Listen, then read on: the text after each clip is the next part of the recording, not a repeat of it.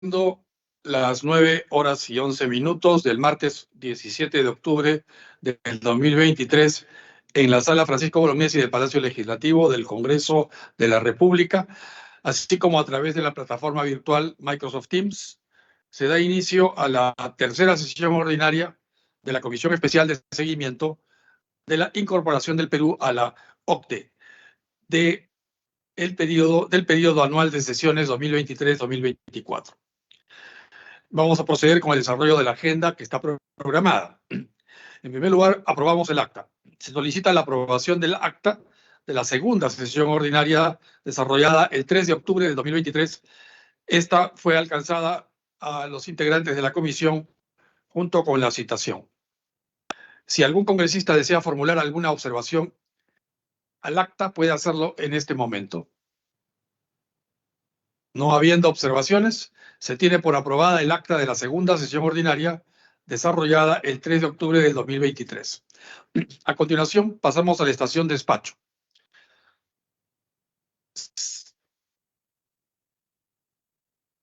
Se ha distribuido a través del sistema de trámite documentario, adjunto a la agenda, el cuadro de los documentos enviados y recibidos por esta comisión, desde el 29 de septiembre al 12 de octubre del 2023.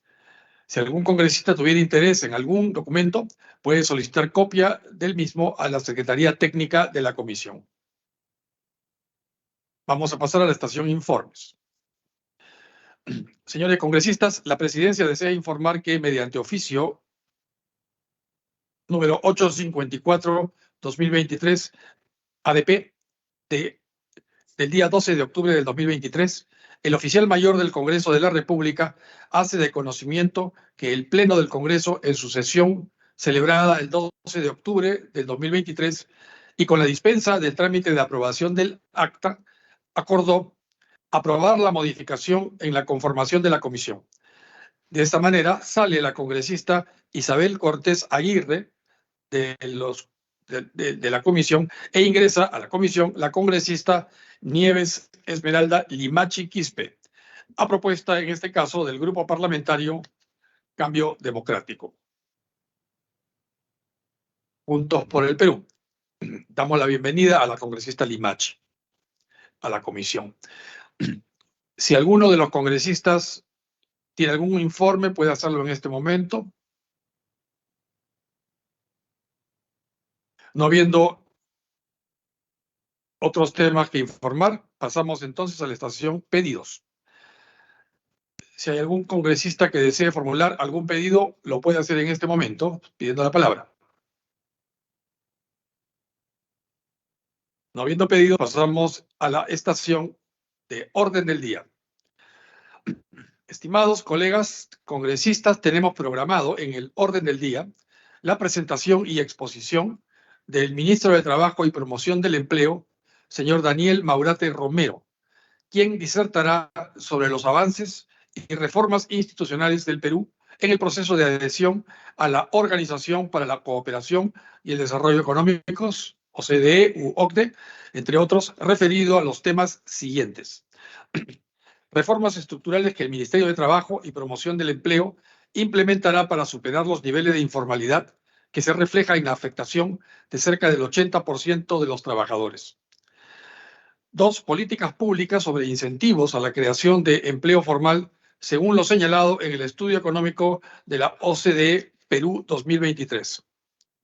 Entonces, vamos a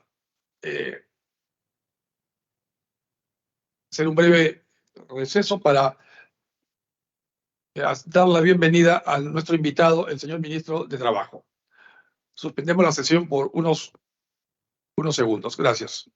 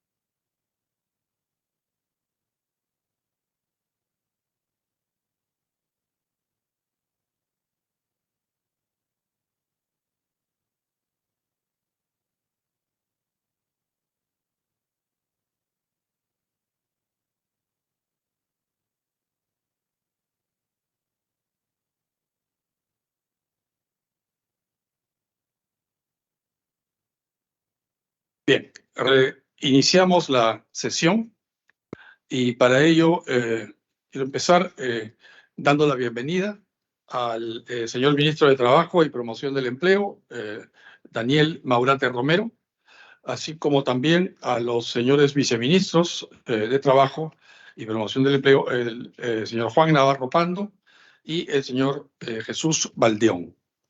Bienvenidos. Y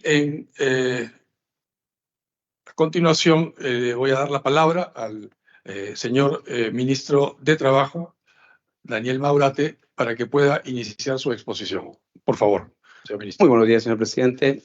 Es para mí un honor estar aquí y también un saludo a todos los congresistas que nos están oyendo de manera virtual. Tengo gran satisfacción, presidente, de estar aquí esta mañana para hablar de un tema tan importante para nuestro país. Es nuestro anhelo, nuestro deseo de formar parte de la OCDE. Como todos sabemos, esta es una organización que reúne a los países desarrollados y que básicamente nuestro proceso de ingreso va a significar una especie de examen general de todas nuestras políticas públicas, de nuestra situación laboral, económica, de todos los sistemas judicial, Ministerio Público, legislativo también, un poco para mirar cómo estamos. Pero lo más importante, presidente, es que una vez que ingresemos, vamos a tener oportunidad de mirar las mejores prácticas que tiene el mundo desarrollado para nosotros implementarlas y también buscar acelerar nuestro desarrollo como país. La presentación tiene, por favor, si me pueden ayudar, tiene 3 puntos, básicamente. En primer lugar, vamos a hablar sobre la situación de la informalidad laboral. Luego hablaremos de las reformas estructurales y finalmente algunas políticas públicas. La siguiente. Comenzaremos explicando un poco la situación de la informalidad laboral. Esta lámina, presidente, congresistas, nos hace ver la coincidencia que hay entre la producción del país y cómo esta producción del país impacta en empleo, en pobreza y pobreza extrema. La coincidencia es que a medida que tengamos elevada producción, el empleo también crece y automáticamente desciende pobreza y pobreza extrema. Por eso es fundamental, presidente, congresistas, trabajar en la producción de nuestro país. ¿Qué más tenemos respecto al panorama actual en el tema de informalidad? Tenemos, presidente, que actualmente el 75,7%, es decir, 8 de cada 10 trabajadores, se encuentran trabajando en la informalidad.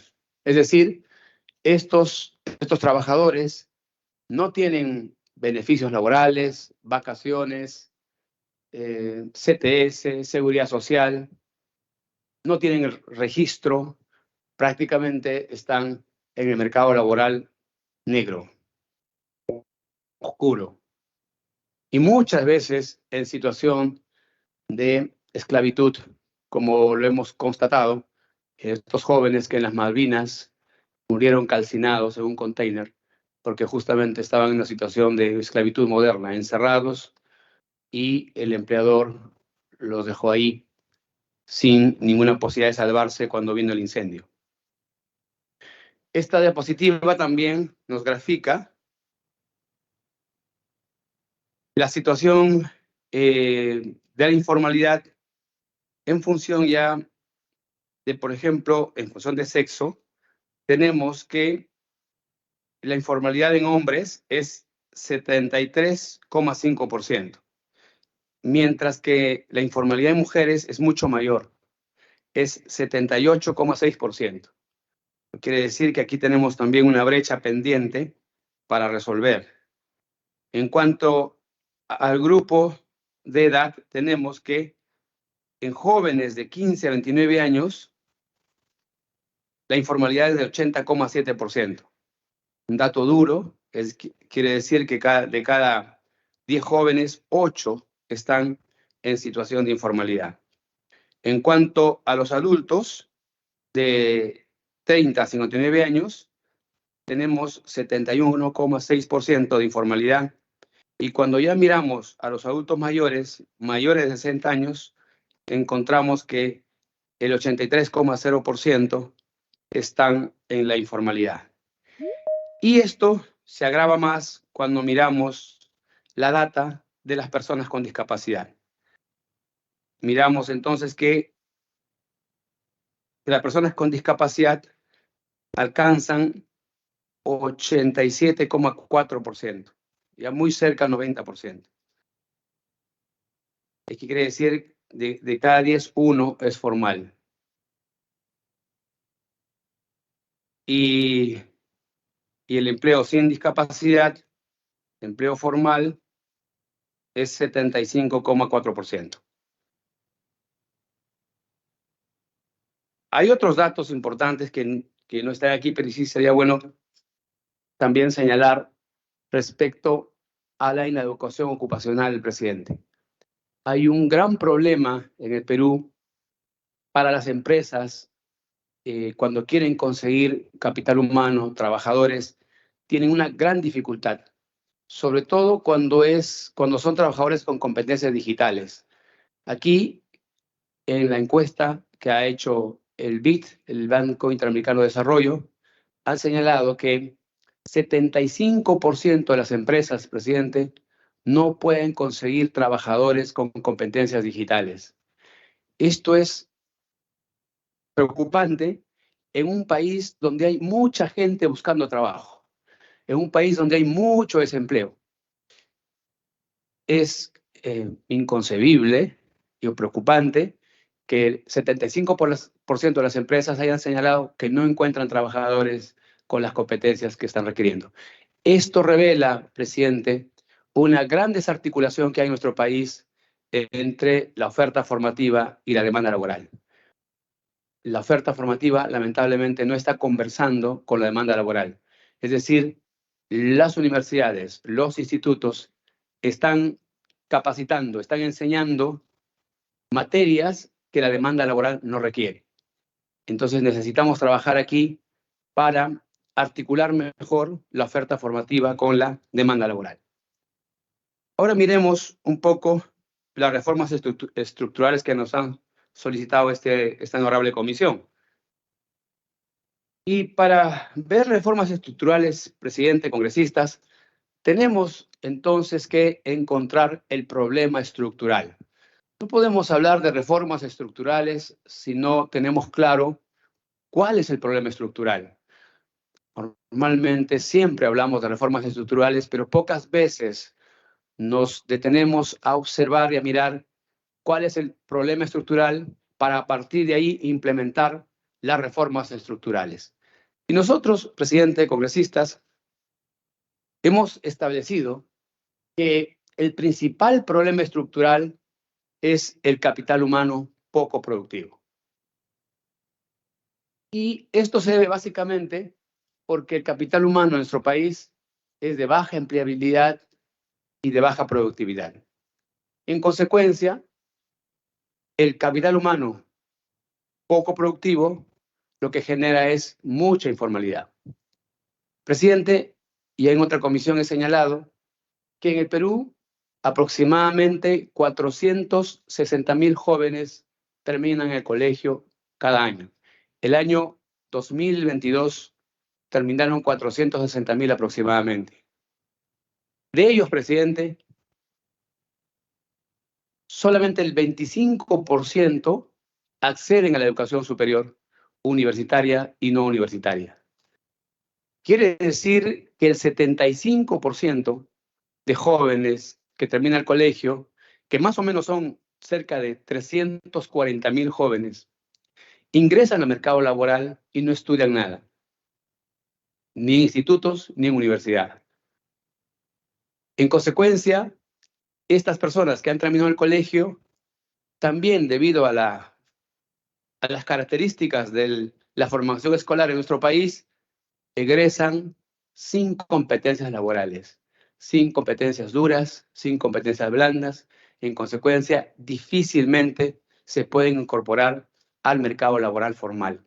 Lo que hacen entonces, engruesan el mercado laboral informal. La mayoría de ellos va al mercado laboral informal. Es decir, se emplean en lo que pueden. Cachuelos, ambulantes, venden lo que esté a su alcance.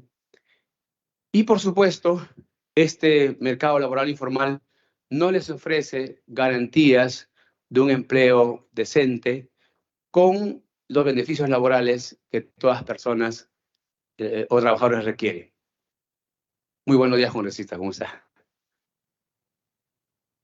Entonces, presidente, este dato es crucial, presidente. Entonces, si nosotros consideramos de que solamente el 25% va a la educación superior y que de ese 25% todavía hay que ver cuántos van a la educación de calidad, el porcentaje disminuye.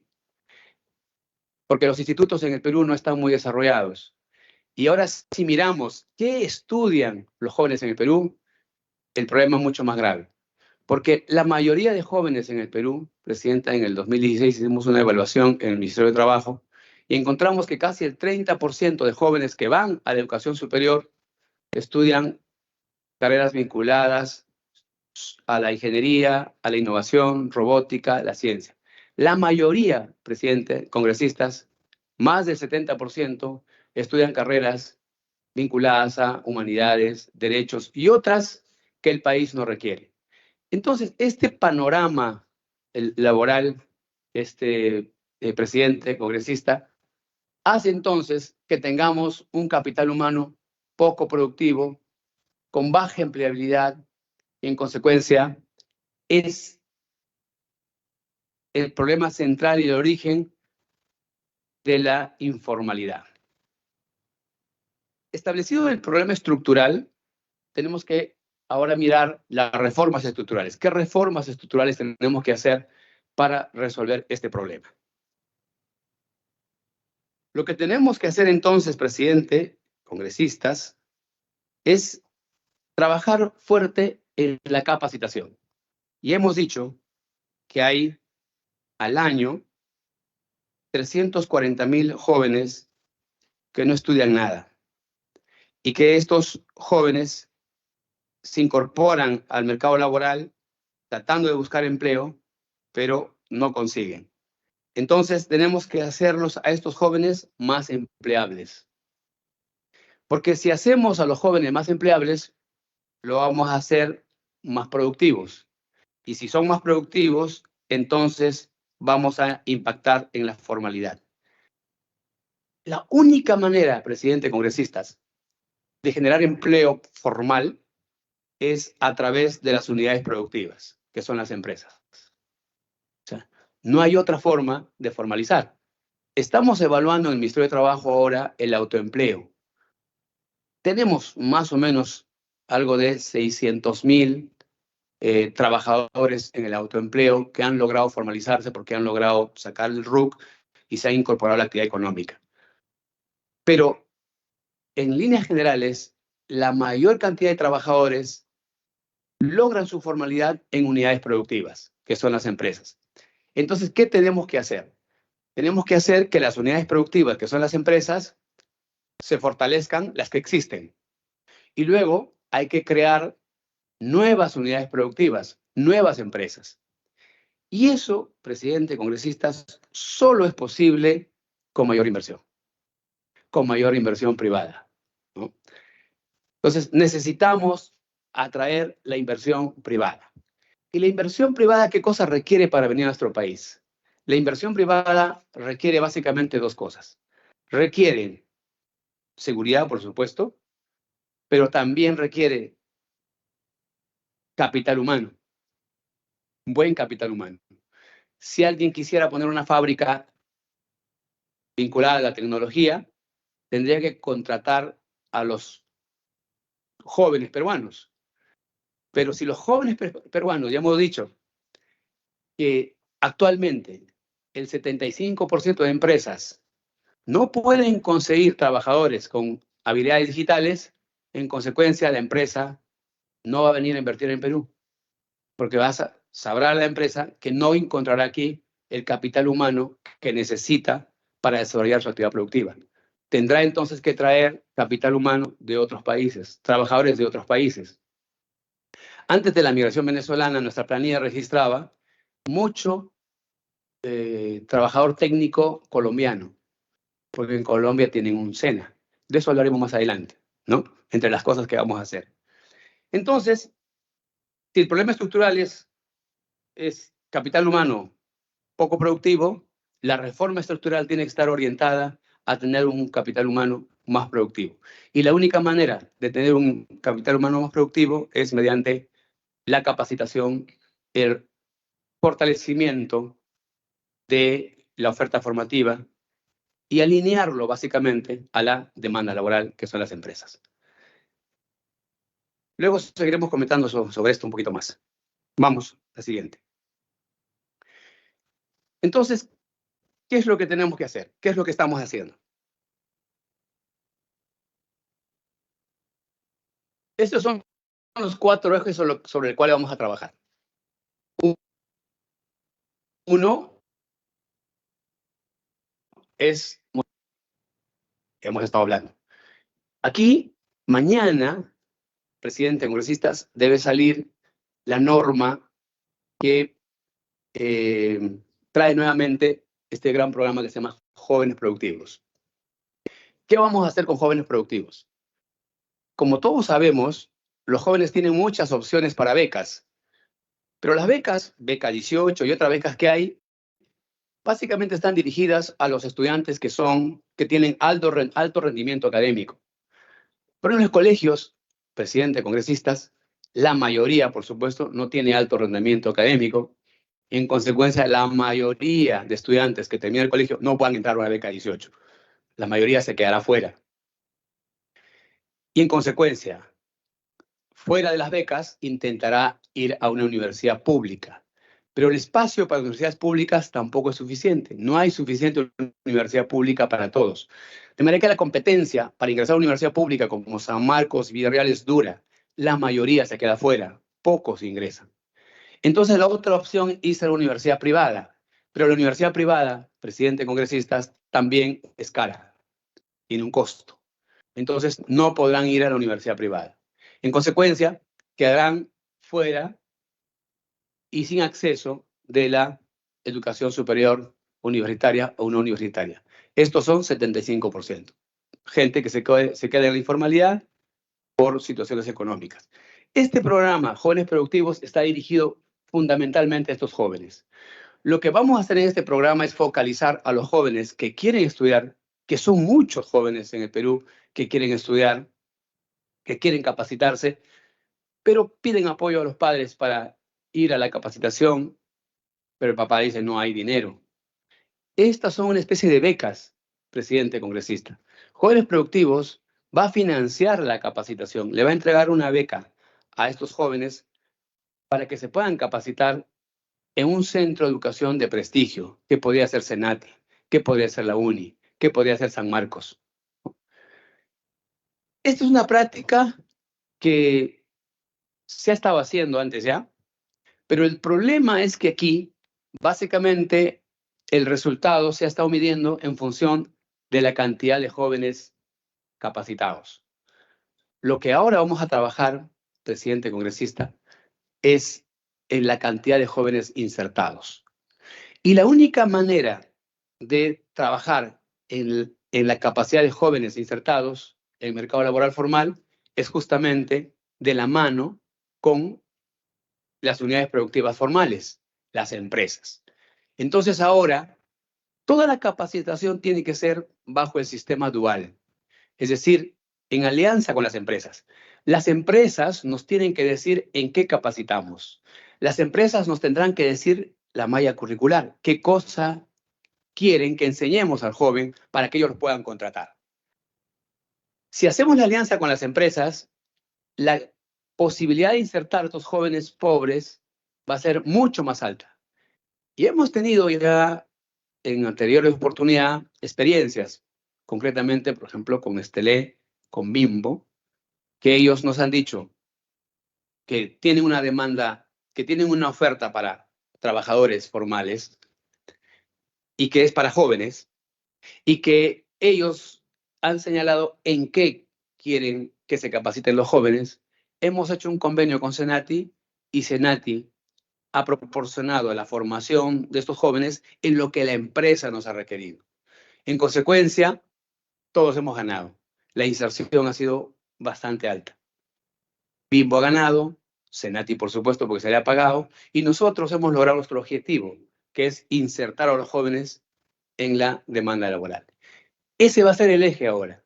Esa va a ser la forma de trabajar ahora de jóvenes productivos, porque la capacitación sin demanda laboral o la capacitación sin que pueda insertarse luego en el mercado laboral formal, lo que pueda generar también, y conversábamos con el equipo, es frustración. Ya me capacité, pero ahora igual capacitado no consigo trabajo. Entonces, en esta etapa vamos a trabajar duro, fuerte, con las empresas, con las unidades productivas, porque ahí es donde tenemos que insertar a los jóvenes. Luego, tenemos que trabajar otro eje que es la promoción del empleo decente. Aquí tenemos que reforzar nuestro centro de empleo. El centro de empleo, presidente, es una buena práctica que ha sido premiada, elogiada, pero como muchos de los instrumentos del sector y seguramente de los otros sectores, en estos años que hemos tenido diferentes problemas y alta rotación de presidentes, y por otras razones seguramente, han ido perdiendo fuerza los servicios, en este caso del sector. Vamos a reforzar fuerte el centro de empleo, porque el centro del empleo lo que hace es acercar a la demanda laboral con la oferta laboral. Es decir, es el espacio donde deben encontrarse todas las personas que están buscando trabajo con las empresas que están buscando trabajadores. El centro de empleo recibe al joven o a las personas en general y les da todos los servicios. Es como un mercado de servicios laborales. Llega el joven o llega el que busca trabajo, va a encontrar un área que se llama el triaje. Ahí una persona lo va a atender y va a establecer qué es lo que requiere esta persona, este joven. Si el joven no tiene absolutamente nada, lo va a derivar seguramente a jóvenes productivos, que ya mañana se lanza. ¿Para qué? Para buscarles una capacitación para que tengan una certificación. Luego lo va a derivar a otra oficina donde le vamos a entregar el certificado único laboral. Es decir, ahí va a encontrar todos los datos que necesita para formar su hoja de vida. Sus antecedentes penales, civiles y todo lo demás, incluso laborales. Y eso era una dificultad antes para los jóvenes, porque como todos sabemos, antes de este servicio, los jóvenes tenían que ir un día a la comisaría, otro día a hacer la cola en Abancay para sacar sus antecedentes y al final se pasaba una semana adjuntando sus documentos. En centro de empleo eso se hace en la oficina solamente con su DNI. Ahora, si el buscador de trabajo llega y encuentra y está capacitado y está certificado, lo llevamos a la bolsa de trabajo. En la bolsa de trabajo, la demanda laboral ya colocó los puestos que necesita y los tratamos de enganchar. En estos años, en estos últimos años, se está intentando hacer que esto también tenga el apoyo de la inteligencia artificial. Tenemos un poquito de dificultad, pero esperamos desarrollar eso para que la inteligencia artificial también nos ayude a acercar la oferta laboral con la demanda laboral. Pero aquí, en este centro de empleo, también tenemos el acercamiento empresarial. Vamos a buscar, y estamos buscando ahora mismo, un funcionario idóneo para el acercamiento empresarial. Queremos que sea un funcionario, un buen funcionario que tenga la capacidad de hablar con los empresarios, con los gerentes y pueda convencer de que toda su demanda laboral, para la demanda laboral, utilice el centro de empleo. Luego tenemos otro eje que es la protección de derechos fundamentales y la seguridad y salud en el trabajo. Aquí tenemos también capacitación para las empresas. Tenemos también aquí a SUNAFIL para hacer las inspecciones y detectar a las empresas que no están cumpliendo con darle la seguridad y salud a los trabajadores. Y finalmente, como cuarto eje, tenemos la generación de empleo temporal. ¿Qué estamos haciendo con la generación del empleo temporal? Aquí tiene fuerza el programa Yancasum Perú, Trabajemos Perú. Este programa también lo estamos fortaleciendo, presidente congresista. Este programa ha estado haciendo intervención en actividades menores, limpieza, pintura. Y a partir de ahora, presidenta congresista, lo que estamos haciendo es que las intervenciones de Yancasum Perú sean ya en obras de infraestructura básica que tengan un costo hasta 1.200.000. ¿Para qué? Para que las poblaciones, sobre todo las del Perú profundo, los pueblos más pobres, puedan construir sus plazas, sus calles, aulas para sus alumnos, para sus niños, muros de contención, canales de riego, caminos empedrados. Entonces, todo eso. ¿Y cuál es la ventaja de este programa? Es que nosotros no contratamos una empresa de construcción, sino nosotros convocamos a la población vulnerable, pobre, para que ellos se encarguen de hacer la obra. Y no usamos maquinaria, justamente porque si usamos la maquinaria, lo que va a hacer es disminuir la mano de obra. Por ejemplo, el cemento no se mezcla con las máquinas, con estos trompos que sirven para mezclar cemento. Lo hacen a Lampa, las mujeres y hombres de los pueblos pobres. Y otra ventaja, sí, a Lampa, totalmente. Entonces, entonces, la ventaja de este programa, presidente, congresistas, es que la mayor parte son mujeres, 70% aproximadamente son mujeres, ¿no? Y eso da como consecuencia algo más fuerte todavía, que es el dinero que sea una mujer está garantizado porque va a ir directamente a la familia, al hijo, a la educación, ¿no? Y entonces eso es potente, porque nos va a ayudar también a eliminar o a combatir el trabajo infantil que se da que es una práctica en los pueblos, sobre todo profundos, en los pueblos pobres, ¿no? Mucho trabajo infantil. En este caso son los padres que van a ir a hacer el trabajo y los hijos a la educación.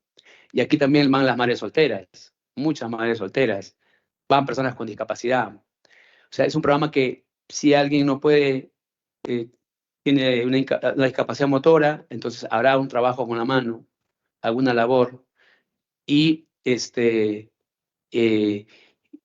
y otro tema importante es que también esto es un espacio para mujeres y hombres de tercera edad. También los viejitos van a aportar, ¿no? Van a ayudar, alcanzan las lámparas, alcanzan los útiles, pero todos se comprometen en el trabajo. Y lo importante, presidente y congresistas, es que el mantenimiento de estas obras, ya sean pistas, veredas, está garantizado porque el pueblo lo cuida, porque el pueblo mismo lo hizo, ¿no?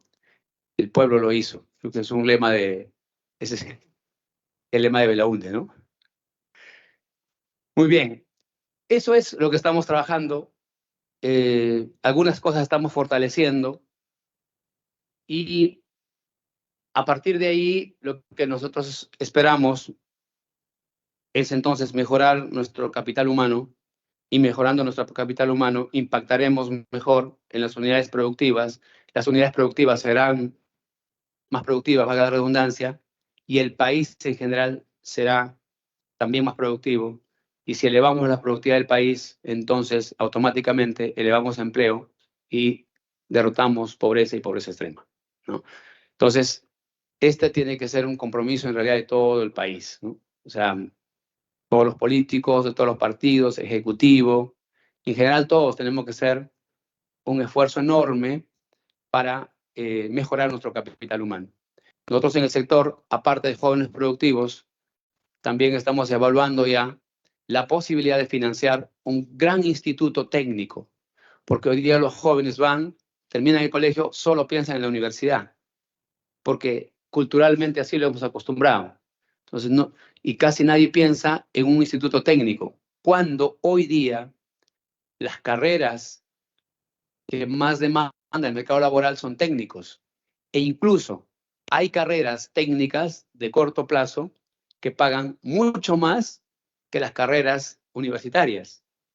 El informe del BID, que es muy importante, le voy a alcanzar una copia, presidente, y también para los congresistas. Es muy importante este informe que nos han revelado hace pocos días, la semana pasada, ¿no? Esta dificultad que tienen las empresas para conseguir trabajadores, 75% de empresas no pueden conseguir trabajadores con competencias digitales. Entonces, con el BID estamos también impulsando una capacitación de 1.000 jóvenes. Vamos a capacitar 1.000 jóvenes que va a estar a cargo del BID y lo vamos a hacer en 9 meses, solo para darles competencias digitales y poder insertarlos en el mercado laboral. Para que vean, si hacemos un instituto fuerte de carreras cortas y técnicas y, por ejemplo, enseñarles competencias digitales, en un año, año y medio, podemos tener jóvenes que puedan insertarse a esa gran demanda que nos ha dado el BID, esa gran demanda laboral, 75% de empresas que no encuentran trabajadores con competencias digitales, ¿no? De esa manera podemos mejorar competitividad, empleabilidad, productividad y, por supuesto, mejorar la formalidad. Hay experiencias muy buenas que hemos estado mirando para tratar de implementar. El SENA es una buena experiencia, que es una experiencia colombiana. Yo acabo de estar en Costa Rica, que es un país que andaba un poco, porque cuando estábamos todos en el concurso, ¿quién entra primero al OCDE? Estaba Colombia, Perú y Costa Rica, y todos decían que si Perú o Colombia entraba primero, pero quizás Colombia y Costa Rica vienen más atrás. Pero lo que ha pasado en estos años es que Colombia entró, Costa Rica nos ha ganado y nosotros estamos intentando entrar a OCDE. Pero lo que ha hecho Costa Rica ha reforzado justamente ese instituto que le llaman ellos el Instituto Nacional del Aprendizaje, el INA. Y el INA es prácticamente producto del acuerdo nacional. El INA se financia como se financia en Perú de salud, es decir, con 1.5 de la planilla, ¿no? Y eso es mucho dinero para Costa Rica y para Perú también sería mucho dinero. Y por supuesto, tendríamos que agrupar una serie de institutos que están regados por todo el país, que son ineficientes, que no funcionan, que la gente ni conoce, ¿no? Entonces, un gran instituto, eso es lo que estamos trabajando con el equipo, un gran instituto para que los jóvenes tengan una opción, no solamente en la universidad, sino también la posibilidad de una carrera técnica que puede formalizar mejor y que incluso puede ser más rentable que las carreras universitarias que normalmente los jóvenes están buscando. Muy bien, seguimos. Ahora vamos sobre las políticas públicas, que es el segundo punto del oficio que nos envió el presidente, congresistas, respecto al informe de OCDE y qué estamos haciendo nosotros o qué vamos a hacer. Estos son más o menos las recomendaciones que ha hecho OCDE, son 6 que hemos nosotros detectado, ¿no? Entonces, dice una reducción de los costos laborales no salariales, en particular en el caso de los trabajadores con ingresos bajos. Otra es una normativa laboral más flexible en materia de contratos indefinidos, básicamente despidos. Otro, recomendación de OCDE es el esfuerzo de la capacitación. 4, servicios públicos de empleo más eficaces. 5, una aplicación más estricta de la legislación, en este caso fiscalización. Y 6, proseguir los esfuerzos para establecer criterios técnicos y objetivos que sirvan de referencia para aumentar el salario mínimo vital. Estos son más o menos las recomendaciones de OCDE en el último estudio que nos han hecho llegar. Y paso a exponer entonces lo que estamos haciendo en cada una de estas, con cada una de estas recomendaciones. Veamos entonces con la primera recomendación. Esta lámina nos muestra cómo son las remuneraciones en las empresas según su magnitud. Tenemos que en las empresas grandes, de 101 o más trabajadores, la remuneración promedio es de 3.109 soles. O sea, están muy lejos del sueldo mínimo vital. En las empresas medianas de 11 a 100 trabajadores, la remuneración promedio es de 2.640. Están también muy lejos del sueldo mínimo vital. Y las empresas de 1 a 10 trabajadores, el sueldo promedio es de 1.601. Ya vemos que son las empresas pequeñas las que, pese a que generan más empleo, sin embargo, las remuneraciones son un poco más bajas. Pero si miramos el costo laboral, que está en el cuadro costadito, azul, vamos a ver que las empresas medianas y las grandes tienen un costo laboral de 59.7%, es decir, casi 60% de costo laboral. Pero pese a que tienen casi el 60% de costo laboral, son los que generan empleo adecuado, decente, en planilla y con todos los beneficios. Ya cuando miramos las pequeñas empresas, el costo laboral baja, disminuye. El costo laboral es de 26.8%. Y cuando miramos las microempresas, es decir, estas empresas que al año facturan menos de 700.000 soles, el costo laboral es 5.6%. Entonces, si analizamos bien, nos damos cuenta que en realidad el costo laboral no es un problema que impide el acceso al mercado laboral formal, porque las empresas que más empleo crean son las microempresas, el autoempleo o las empresas informales, porque hay mucho empleo informal en el país. Entonces, lo que tenemos que hacer aquí más bien es una política de difusión, son campañas para que los microempresarios no tengan miedo a la formalización laboral, para que entiendan que el costo laboral en microempresas es 5.6%, ¿no? Y fácilmente pueden incorporar trabajadores o pueden acreditar a sus trabajadores en planilla porque no le va a significar mayor costo.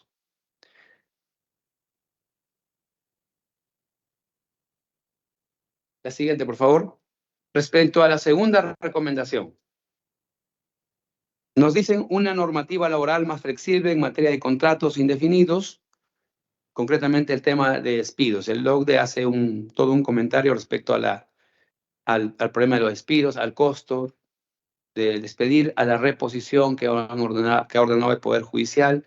Y entonces, este es un tema que escapa un poco al sector, porque básicamente este problema de los despedidos, las reposiciones y el costo de un despido son precedentes judiciales que la única forma de resolverlo sería cambiando el marco normativo, porque lo que puede generar nuevas jurisprudencias es que el Poder Judicial por su propia cuenta empiecen a dar nuevas interpretaciones y nuevas jurisprudencias que va a ser un poco difícil, o un marco normativo que obligue incluso al Poder Judicial a entender esta situación de una manera diferente.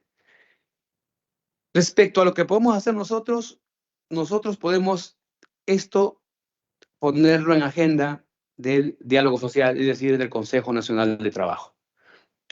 Estamos ya ajustando, hemos encargado aquí al vice para que de una vez afine la posibilidad de que empezamos a tener ya las sesiones del Consejo Nacional del Trabajo.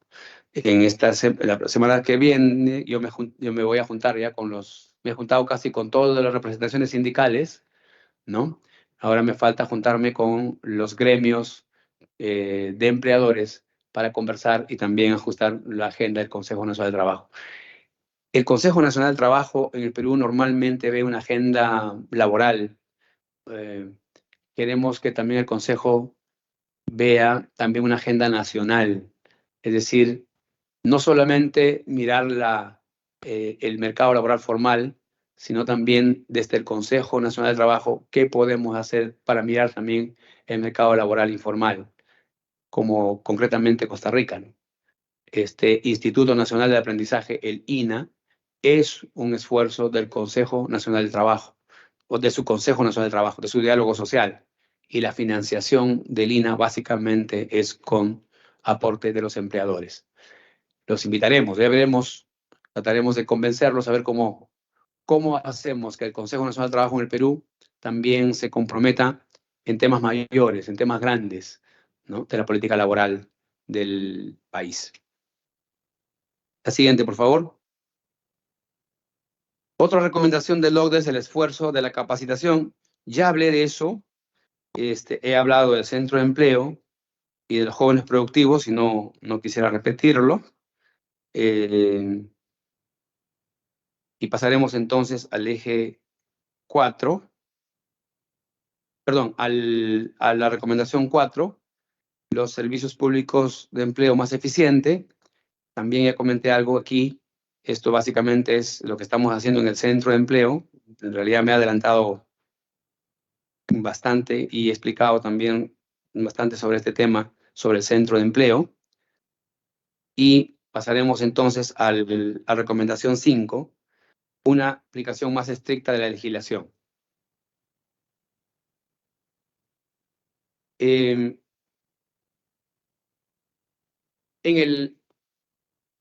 Ya hemos explicado un poco qué es lo que estamos haciendo en el lado de la informalidad para ver cómo disminuimos informalidad.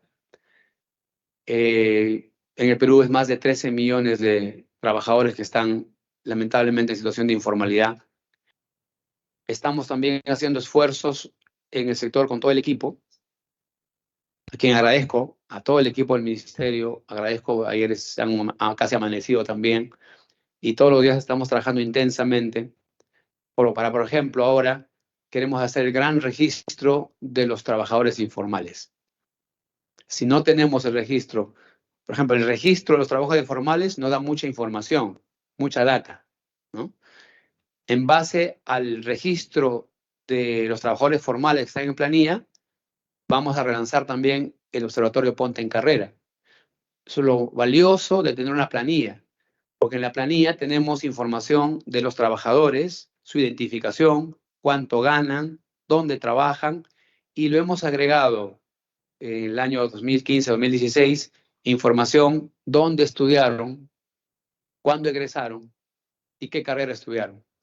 De manera que con esa información, cuando relancemos Ponte en Carrera, que será muy pronto, los jóvenes van a poder mirar cuáles son las carreras que más paga el mercado laboral, cuáles son las universidades que colocan más jóvenes en el mercado laboral formal, cuáles son las carreras que no tienen demanda laboral, porque hay un alto porcentaje de ineducación ocupacional, ¿no? 6 de cada 10 jóvenes han estudiado una carrera que no tiene demanda, terminaron la carrera y no tienen dónde trabajar, no han conseguido trabajo, no han conseguido empleo. Por eso dicen en broma, a veces en Perú están los taxistas más cultos porque casi todos son universitarios o profesionales, pero no consiguen chamba y entonces van a lo que pueden emplearse. Eso es, pero todo eso se puede hacer porque tenemos un registro y tenemos datos del mercado laboral formal. Pero ¿cómo podemos implementar políticas públicas para el mercado laboral informal si no tenemos un registro, no tenemos datos del mercado laboral? ¿Dónde están? ¿Qué hacen? ¿Dónde? Entonces, estamos aquí en el Ministerio de Trabajo con todo el equipo, las direcciones, trabajando duro para construir justamente este gran registro del mercado laboral informal. Estamos utilizando muchas fuentes. Una de ellas, por ejemplo, es el tema de los bonos, del bono, el famoso bono independiente que dimos en el ministerio. Es decir, para darles el bono, el trabajador independiente tuvo que registrarse. y ahí tenemos el registro. Ese registro es valioso, ¿no? Y eso, por ejemplo, va a ser una base importante, porque ahí tenemos DNI, número de cuenta, el DNI nos da información de dónde viven, dónde está su domicilio, y empezamos a construir información de dónde están los informales, dónde están los trabajadores independientes. Y vamos a establecer otras estrategias más para incorporarlos. Y tengo que mencionar también al gremio sindical que estuvimos el otro día conversando, que también han estado participando en el tema del autoempleo, ¿no? Entonces hay alianzas también con gremios sindicales para que también ellos nos puedan ayudar a hacer este gran registro. No necesitamos el 100%, pero con una muestra importante ya podríamos proyectar datos y en función de eso establecer políticas públicas. No podemos hacer políticas públicas a ciegas. Y sobre el mercado laboral informal, como no hay data, a veces no sabemos por dónde ir. Pero si tenemos data y tenemos información de dónde están, qué están haciendo, podemos a partir de ahí impulsar políticas públicas para ubicarlos y tratar de formalizarlos. Es una tarea complicada, pero lo tenemos que hacer. Pero hay también informalidad en la empresa formal. Eso ya es básicamente una especie de, vamos a llamarlo, de mala práctica o de actividad dolosa, de repente de algunos malos empresarios que teniendo abogados, teniendo infraestructura, teniendo recursos, sacan la vuelta a los trabajadores y los mandan a la informalidad para no pagarles sus beneficios. Ahí sí, SUNAFIL. Y por supuesto, SUNAFIL para esos casos también se está creciendo. Y aquí tenemos algunos datos, por ejemplo, de SUNAFIL. En fiscalizaciones, por ejemplo, el año 2017 hicieron 59.330. Este año ya van 117.233. En orientación a personas sobre normatividad laboral, el año 2017 logramos 276.176, ahora ya vamos en 2.222.222 aproximadamente. En formalización laboral, el 2017 teníamos una data de 6.623, ahora en el 2023 tenemos 257.402. En empresas orientadas, logramos en el 2017 el 21%, ahora hemos logrado el 87%. En unidades económicas fiscalizadas, en el 2017 teníamos 9%, ahora tenemos 18.4%. Inspecciones por denuncia, teníamos 72%, ahora tenemos 73%, ahí vamos. Inspecciones por operativos, ahí hemos disminuido. Y la cobertura antes teníamos 14 intendencias regionales, hoy tenemos 26 intendencias regionales. En personal inspectivo teníamos 464, ahora tenemos 782. Nuestro presupuesto también se ha incrementado. Antes teníamos como PIA 86.4 millones, ahora tenemos 234 millones.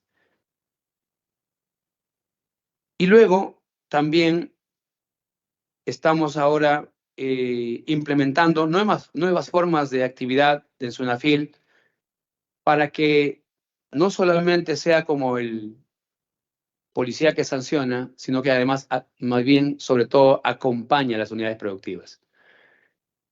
Las unidades productivas son importantes y no podemos cerrar unidades productivas por un tema o acción del Estado. Lo que tenemos que más bien es impulsar la creación de más unidades productivas. Y una forma de garantizar de que no se cierren unidades productivas por infracción es acompañarlos para que no infrinjan. Asesoría, implementación, y eso es la forma, el nuevo enfoque que le queremos dar a SUNAFIL de ahora en adelante. Luego tenemos otra recomendación de la OCDE, es una aplicación más estricta de la legislación. Estamos en la misma. Esta lámina nos hace ver de que con relación a este año, el próximo año, estamos incrementando mayor presupuesto, casi 30 millones más, que es un 13% del presupuesto para SUNAFIL. Es un gran esfuerzo para que SUNAFIL tenga mayor capacidad inspectiva. Y también, la siguiente, estamos implementando un PIB, una inversión de 2.3 millones para crear un sistema de inspección digital que va a ayudar fuertemente a SUNAFIL a ser más efectivo y más eficiente en su trabajo. Y la sexta recomendación es proseguir los esfuerzos para establecer criterios técnicos y objetivos que sirvan de referencia para aumentar el salario mínimo vital. OCDE recomienda una comisión, pero nosotros, como todos sabemos aquí, tenemos el Consejo Nacional de Trabajo. Entonces, el incremento de la remuneración mínima vital debe hacerse dentro de este escenario. Es decir, tiene que partir de un acuerdo entre trabajadores y empleadores. Estamos intentando de que los criterios no sean arbitrarios, sino que los criterios sean técnicos. Entonces, para eso se está estableciendo un procedimiento técnico de cómo debería establecerse los incrementos de remuneración mínima vital.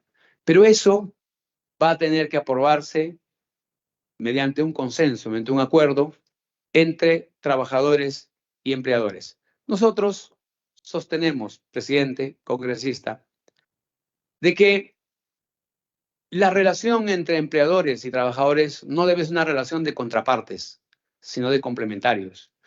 Los trabajadores tienen que entender que no es posible aumentar beneficios laborales si es que la unidad productiva no se desarrolla, no vende más, no crece. Si la unidad productiva disminuye su producción, es posible que incluso haya menos demanda de trabajadores. Entonces, si fortalecemos las unidades productivas, que son las empresas, o incrementamos más unidades productivas, lo que vamos a hacer es ampliar más demanda laboral y también, por supuesto, la posibilidad de que las condiciones laborales mejoren, aumentos y otras condiciones tangibles y no tangibles. Pero también los empresarios tienen que entender de que no pueden desarrollar su empresa sin capital humano. No pueden desarrollar su empresa sin el apoyo de los trabajadores. En consecuencia, deben mucha lealtad, buen trato, digno, reconocimiento de todos sus derechos a los trabajadores para que tengan un buen clima laboral y, en consecuencia, este buen clima laboral impactará en la productividad de la empresa. Eso es algo que tenemos que hacer entender a los empleadores y a los trabajadores, que son complementarios, que son socios, que se necesitan mutuamente y, en consecuencia, tienen que hacer esfuerzos para entenderse en todos los aspectos de la relación laboral. Nada más, presidente, congresistas, muchísimas gracias. Gracias. Agradecemos la presentación hecha por el señor ministro de Trabajo y Promoción del Empleo, Daniel Maurate Romero. A continuación, ofrezco el uso de la palabra a los congresistas que deseen intervenir o realizar alguna pregunta. Para ello, sírvase pedir la palabra, por favor. A través de la plataforma, que sea levantando la mano vía el chat, por favor. Tiene la palabra la congresista Mari Carmen Alba. Gracias, presidente. Por intermedio de usted, saludar al ministro Maurate, a sus viceministros, con mucha alegría. Lo recibimos aquí en el Congreso y además sabiendo que son funcionarios que han regresado al Ministerio de Trabajo y que tienen mucha experiencia. Yo he tenido la oportunidad aquí también de trabajar en el Ministerio de Trabajo, la cual también la considero mi casa, y he trabajado acá con dos viceministros, con el viceministro Valdión y el viceministro Navarro. Así que me da mucho gusto que ahora estemos en la acera al frente, pero hablamos el mismo idioma. Yo más bien, por esa experiencia y por el tema que estamos conversando ahora de la informalidad, realmente me parece que estoy sentada hace 15 años en una misma reunión conversando del mismo tema. El tema de la informalidad es un tema de años, ¿no? En nuestro país, que lamentablemente por la pandemia se agudizó, ¿no? Y la informalidad creció, sabemos, ya está más de 80%, y también los más perjudicados después de la pandemia han sido los jóvenes. Por eso siempre tuvimos preocupación por el mercado laboral y la oportunidad de trabajo para ellos. Se trató de plantear varios proyectos de ley, aquí también hemos planteado varios, pero no se ha llegado a nada, no se ha aprobado nada. Entonces, este es un tema de decisión política, ministro, por intermedio del presidente, y es un tema que ya, considerando que ustedes tienen experiencia, que tienen años en el Ministerio de Trabajo, por favor ya tomen decisiones.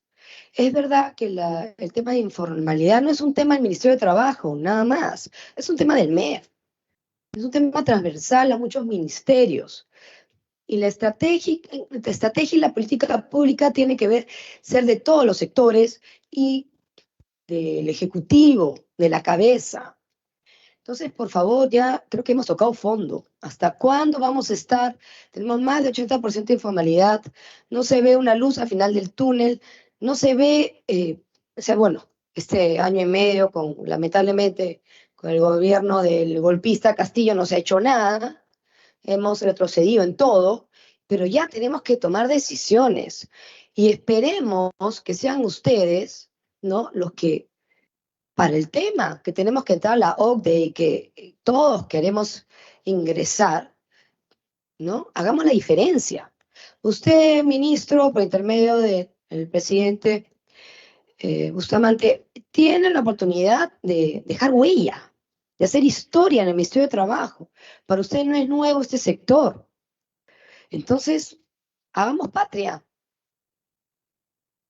y resolvamos este tema. Por lo menos empecemos a poner los cimientos, porque ¿hasta cuándo vamos a estar hablando que somos el país con más informalidad y al no haber formalidad laboral, estas personas no tienen el día de mañana pensión ni salud?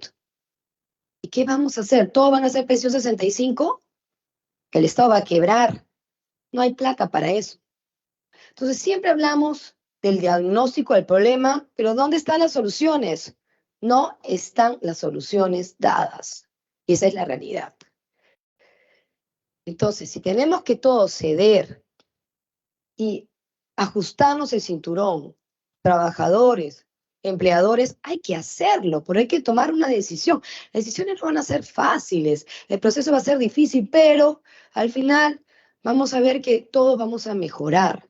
Entonces, yo veo acá el tema del OCDE, que sí, hay un tema de flexibilización laboral. No, claro, escuchan los trabajadores de flexibilización laboral, los sindicatos y todos, no, de ninguna manera se les paran los pelos. Pero hay que hacer algo y todos tenemos que ajustarnos, ¿no? Entonces, ¿cuál va a ser la propuesta? Si ya van a tener sesiones del Consejo Nacional de Trabajo que efectivamente tendrán propuestas los trabajadores y los empleadores, pero espero que salga humo blanco de esas reuniones y hayan propuestas concretas, ¿no? Y el MEF también. El MEF tiene que ceder y tiene que decir, tenemos que entrar a la OCDE, tenemos que hacer esto y esto y esto. Y bueno, al final habrán algunos que les guste, otros que no. A nosotros mismos seguramente no nos va a gustar, pero si es para bien de la mayoría de la población, hay que ajustarnos y aceptarlo. Pero acá lo único que se necesita es decisión política, plantear las soluciones, porque no podemos estar, no me gustaría estar terminando nuestra gestión en 2026, ¿no?, que esté usted o otro ministro de Trabajo y escuchar lo mismo. La informalidad es tal, hemos subido de 80 a 85 ahora, vamos a tener una reunión del Consejo Nacional de Trabajo, veremos qué políticas públicas, cuál, ¿no? Tenemos que plantearlos. Por otro lado, sí, el tema de Trabaja Perú, la verdad es, como dicen, el programa La Niña Bonita del Ministerio de Trabajo, creo que es lo mejor que se tiene en el Ministerio de Trabajo, y que sí, hay que decirlo, y le agradezco, ministro, por haber comentado el tema a través de la presidencia. Eh, sí, es una copia de lo que hizo Fernando Belón de Terry, la Cooperación Popular, ¿no? Que se les dan los medios y las personas hacen el trabajo, ¿no? Y este programa, que es para mujeres, para personas con discapacidad, para madres solteras, creo que es lo mejor que tiene el Ministerio de Trabajo y hay que apoyarlo. Y espero que cada vez haya más presupuesto. Cuando estuvimos, nosotros pedimos más presupuesto para Trabaja Perú. Entiendo que cada año se pide más porque es lo que la gente creo que más valora, y es poder darle un trabajito a las personas que más lo necesitan. Y el tema de la fiscalización y de SUNAFIL, ministro, a través del presidente, sí, eh, cuando estuvimos ahí se pidió más presupuesto. Entiendo que en estos últimos años también se ha dado más presupuesto, pero veo que los inspectores siguen haciendo la misma cantidad, no llegan a 800, 700 y pico a nivel nacional, sabemos que es poquísimo. Y lo que tienen que llegar los inspectores, los que fiscalizan, es a las empresas informales. Lamentablemente van todos los años a las mismas empresas formales donde no hay nada, ¿no? Porque ir todo el tiempo a la misma, a mismo Nestlé o no sé, a Gloria o las empresas que tienen todo en regla y se quedan un mes ahí adentro, y la verdad que a veces no es lo más recomendable. Hay que ir a las empresas donde sabemos que va a haber informalidad y donde vas a poder fiscalizar y llamar la atención, ¿no? Pero claro, eso es más difícil o no les interesa ir a esas. Y eso hay que decirlo. Yo sí he tenido varias quejas de las empresas formales que van todos los años a la misma empresa y no encuentran nada, ¿no? Y sabemos que no todos los inspectores, pues, son buenos trabajadores. Eso también, ha habido muchas denuncias contra ellos. Entonces, hay que ver a dónde están yendo y a dónde se dirigen, ¿no? Que sea productivo su trabajo. Si hay pocos, con más razón que vayan a las empresas donde es productivo, ¿no? Y donde realmente van a hacer su trabajo, y no a empresas que sabemos que no van a encontrar nada o que parece que estuvieran fastidiando, ¿no? Eso sí hay que decirlo, ¿no? Porque son pocos y hay que, lo que queremos es que puedan fiscalizar y que encuentren algo, no que se queden un mes en una empresa donde no van a encontrar nada y está todo en regla. Gracias, presidente, y gracias. Muchas gracias, congresista Alba, por su participación. Tenemos en línea a la congresista Limachi, a quien le damos la bienvenida. Aprovecho también para dar la bienvenida al congresista Salguana, secretario de esta comisión. Congresista Limachi, tiene usted la palabra.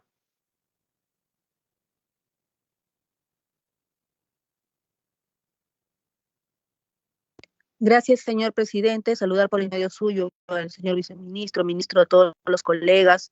Bueno, yo tengo una consulta muy puntual. Saludo el incremento que se está haciendo a SUNAFIL. Preocupada por mi región de Tacna, precisamente había 4 inspectores para toda la. Quizás el aumento de presupuesto se han incrementado, quizás tenga ese dato, por favor, porque en realidad son múltiples las quejas que recibimos. Gracias.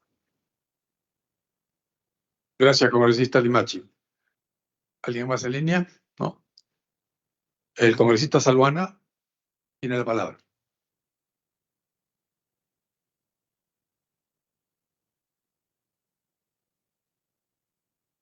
Presidente, muchísimas gracias. Muy buenos días. Buenos días, señor ministro y sus funcionarios, colegas. Ministro, en la línea de lo que ha estado comentando la colega Mari Carmen Alba, el tema de la informalidad que se ha acrecentado en los últimos años a raíz de la pandemia, ¿no? 2021. y del cual no nos hemos podido recuperar, y al contrario creo que se está acentuando.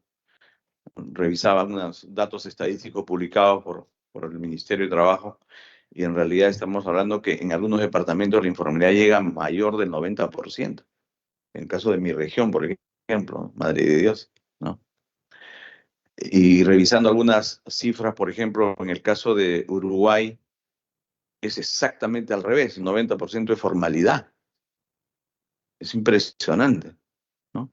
Entonces, en esa lógica, me gustaría saber, además de la exposición que nos ha hecho el señor ministro a través de la presidencia, qué estrategias, qué mecanismos, qué acciones estamos implementando desde el Estado para que esto se reduzca. Por ejemplo, hace creo que ya un par de años se expidió un decreto de urgencia, un decreto supremo referido al tema de la tercerización laboral, ¿no? De los servicios. Controvertido, que algunos tienen unas posiciones a favor, en contra, pero quizás ya el Ministerio de Trabajo tenga a estas alturas una evaluación objetiva, técnica, porque lo que hay que hacer en realidad, más allá de temas ideológicos, ¿no? O teóricos, es ver realmente qué es lo que funciona, qué es lo que genera empleo, qué es lo que genera formalización, ¿no? Porque muchas veces creemos que generando en el papel derechos vamos a hacer que esos derechos sean reales, objetivos y concretos, ¿no? Y por otro lado vamos a generar empleo formal, ¿no? Segundo, el tema de las barreras burocráticas, ¿no?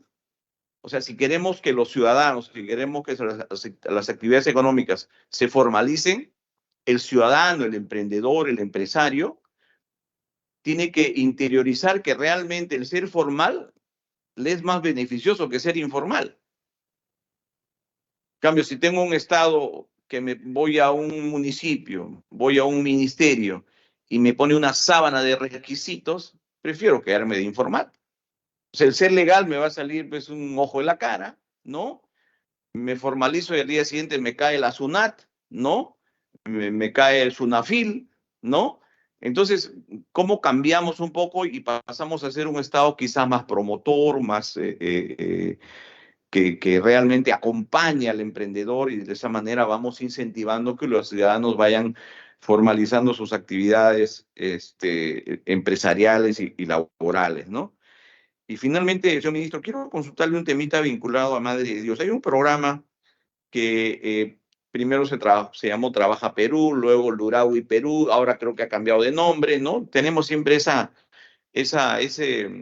deporte de ir cambiando nombres a los programas, ¿no? Como si eso los haría más eficientes. No, no estoy en contra de que sea en quechua, en aymara, ¿no? Puede ser en un lenguaje nativo de mi región también, ¿no? Pero lo que me interesa más son los contenidos, ¿no? Que funcionen, que sean eficientes, ¿no? Porque ese programita es bien importante, ministro. Tenemos municipios, por ejemplo, en mi región y de centenares a nivel nacional, que, por ejemplo, tienen un presupuesto de 1 millón al año de Foncomún, y que el 60% se les va en remuneraciones. O sea, no tienen ni siquiera para hacer un perfil, menos un expediente técnico. Entonces les cae el Urawi con una actividad que creo que es 100.000 soles, y si tiene 2, 3 actividades, tiene 300.000 soles para ejecutar y generar un empleo temporal a su población. O sea, realmente es una gran ayuda. Y yo he visitado el programa, he conversado con los responsables y realmente los exhorto a seguir en ese esfuerzo, porque realmente llegan a lugares donde son bien complicados. En Madre de Dios se financiaron en dos municipios. En el municipio de Fiscarral, que queda en la provincia del Manu, sitio remoto. Yo el mes anterior de representación he estado ahí. He tenido que ir 10 horas por carretera y de ahí 4 horas en canoa por el río Alto Madre de Dios. O sea, esa es la ruta para llegar a ese municipio. Y tenían problemas y ya le han financiado 2 actividades y realmente les agradezco. Pero hay otro distrito de Madre de Dios también en la provincia del Manu, su capital Boca Colorado, que tiene 2 actividades que en este momento tienen problemas de financiamiento. Están en trámite y hay problemas administrativos burocráticos. Lo que pasa es que Madre de Dios depende en el tema del Urawi de una oficina de coordinación de Cusco. Entonces tienen que salir de Madre de Dios, ir hasta Cusco, y a veces no tienen ni recursos pues, para el pasaje. Entonces, quiero ver si podemos solucionar estas dos actividades que están entrampadas y darle salida para que el municipio de Madre de Dios tenga por lo menos esos recursos en bien de la población. Tengo entendido que es un comedor popular y el otro es la rehabilitación de un centro de salud, o sea, pintado, ¿no? Enmallado, mejorar las condiciones de atención a la ciudadanía. Solo eso, presidente. Muchísimas gracias. Muchas gracias por su participación, congresista Salguano. Antes de ceder la palabra al señor ministro de Trabajo, para que responda, voy a hacer algunos comentarios, un par de preguntas, para que pueda responder de manera quizá consolidada. Señor ministro, en su interesante exposición, ha mencionado que, por ejemplo, se va a lanzar mañana, dijo, el programa Jóvenes Productivos. Jóvenes Productivos está destinado, como su nombre lo sugiere, a incrementar la capacidad de empleabilidad de los jóvenes mediante su incorporación a lo que es la cadena de conocimiento en el sector productivo. Asimismo, habrá lo que se llama el centro de empleo, que como bien explicó, es un mercado de servicios laborales, que también está destinado a aumentar la participación del joven y que no sea tan informal.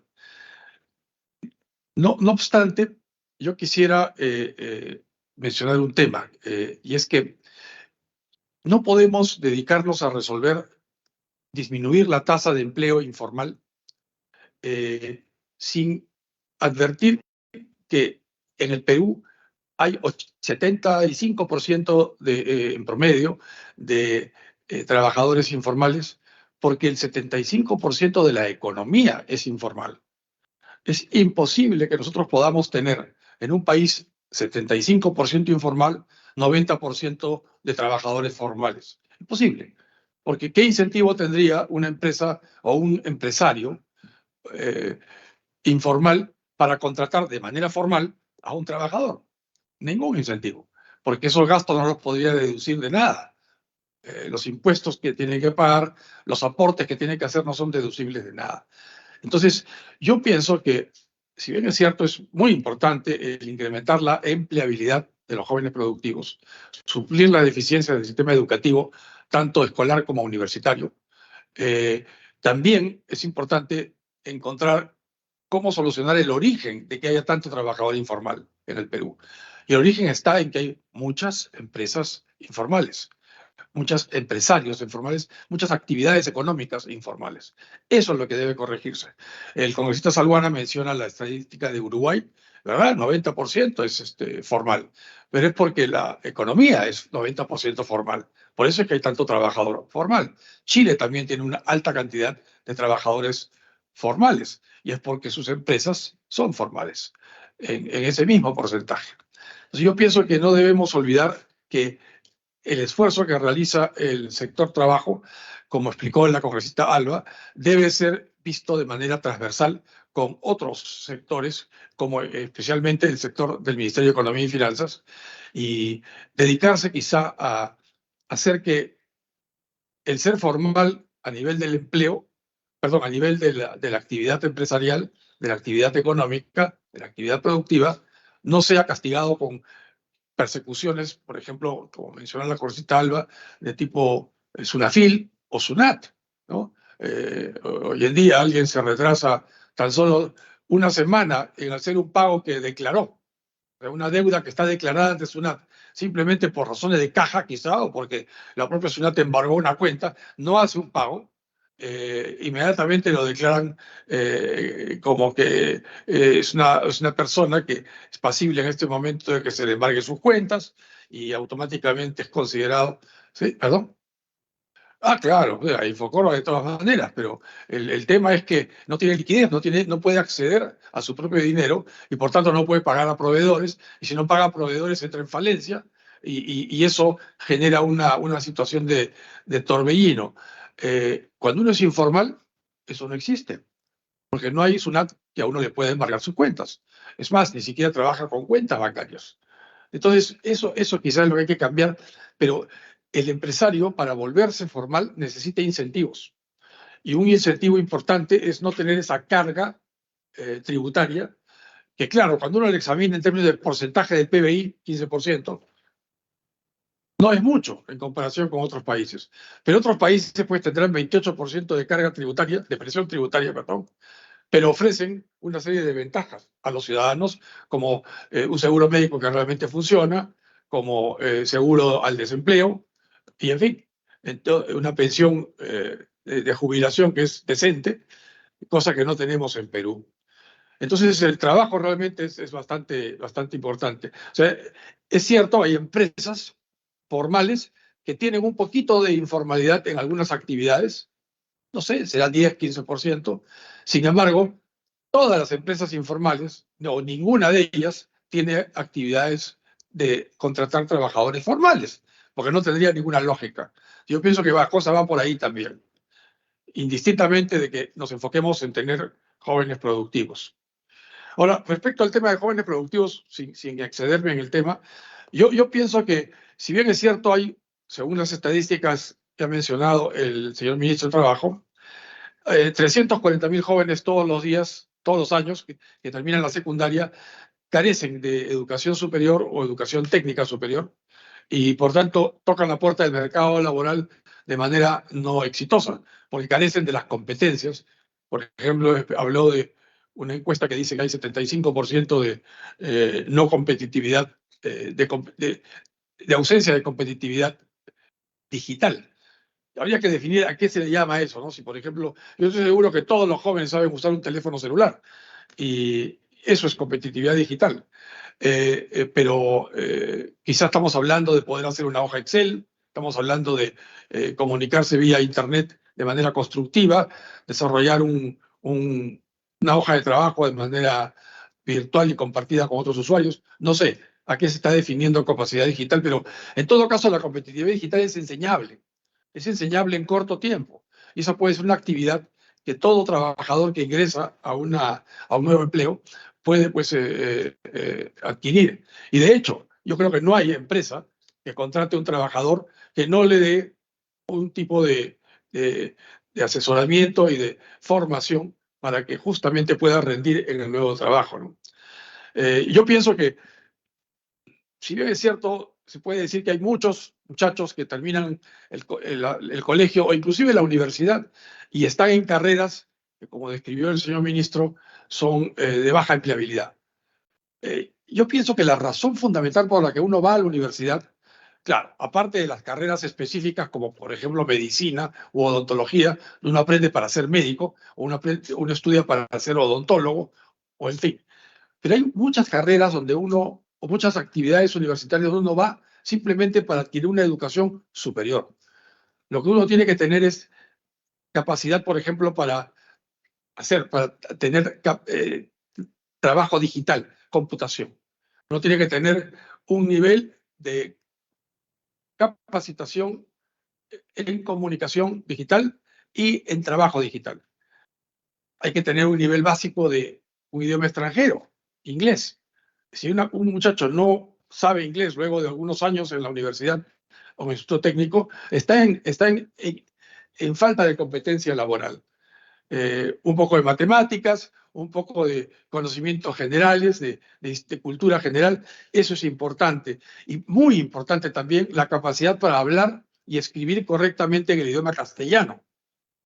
No solamente en el inglés puede ser una cosa muy, muy básica, capacidad para entender y dejarse entender y leer, pero hay muchos graduados de universidades y muchos profesionales que no hablan ni escriben bien el idioma castellano. Y eso me parece a mí que es un motivo de falta de empleabilidad. Pero, al final de cuentas, lo que ocurre en el Perú, con el Perú informal que tenemos, es que hay muchos trabajadores que lo que hacen es simplemente sobreviven porque hay que llevar pan a la mesa y simplemente se dedican a obtener un ingreso de la manera que sea legalmente, por supuesto, más apropiada para sus capacidades. El problema es que no vamos a poder incrementar la capacidad en que los muchachos puedan ser contratados o la gente mayor pueda ser contratada, simplemente dándoles un nivel de educación distinto, si es que no tenemos un nivel de actividad económica bastante formal.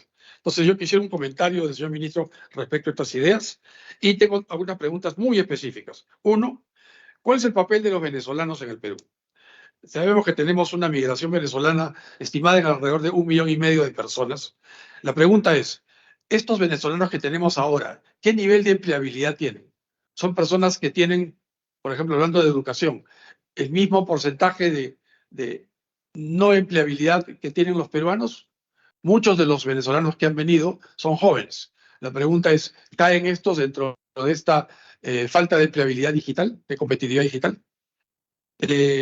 ¿Y cómo es que los venezolanos, la comunidad venezolana está actualmente incorporándose de manera activa a lo que es el trabajo formal en el Perú?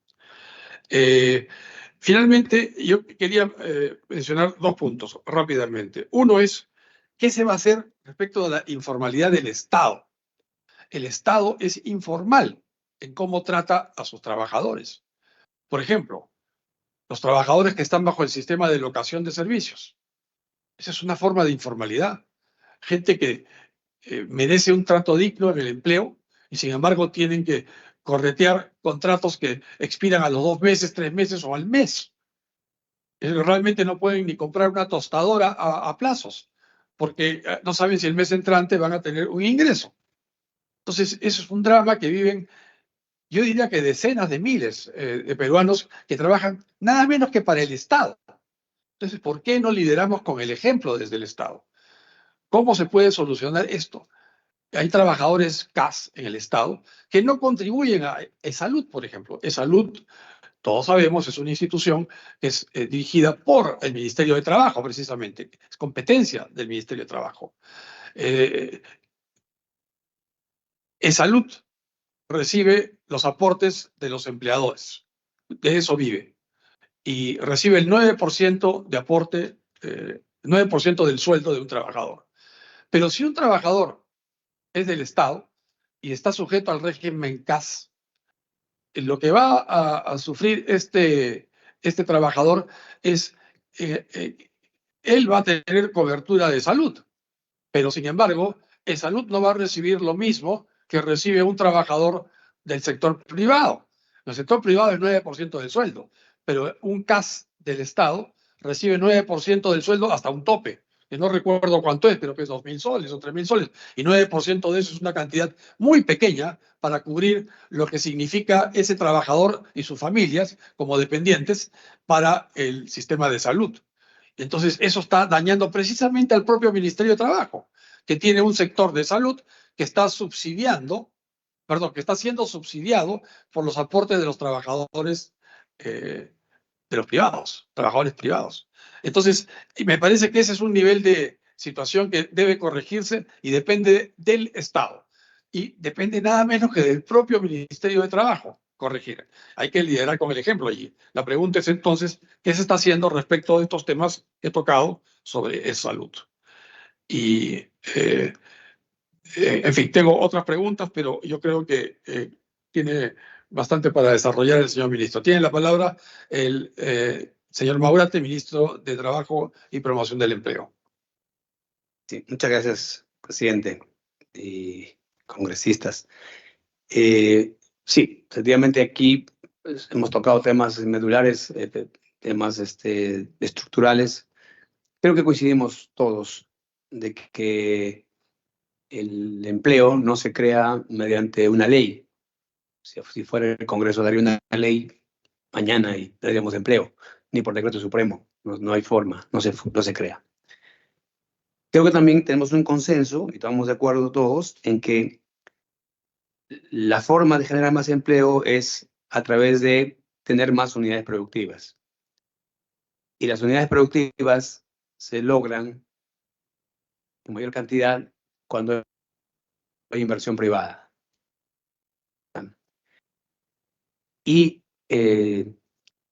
la inversión privada solo es posible si somos como país confiables a la inversión privada. Y hoy día vivimos en estos momentos un momento de recuperar confianza porque la hemos perdido por diferentes razones. la rotación de presidentes y el gobierno que nos ha antecedido, ha ahuyentado la inversión, ha generado la desconfianza y ha ahuyentado la inversión incluso hasta nacional. Y con mayor razón a la inversión extranjera. Y no es fácil luego reconstruir confianza.